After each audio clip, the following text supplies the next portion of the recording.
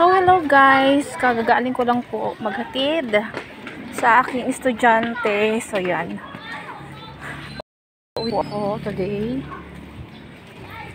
Ayan. Sobrang init. Maligid. Tingnan nyo ito. Ito yung simbahan dito. Ayan lang. Ito yung paligid. Swimming pool mo. Dito tayo dadaan ulit sa may simbahan. So, yan. Sarado yung simbahan ko. And,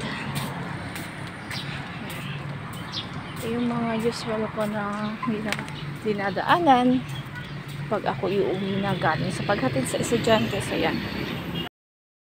Guys, pakainit dito sa Pico. Sama siguro mainit eh. So, yan. Samahan nyo lang ako. Pauwi na ako guys. And,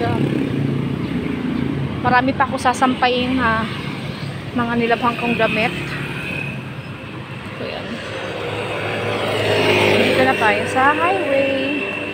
And malapit na nga ako sa bahay. Mainit oh. Wala tayong payong gusto.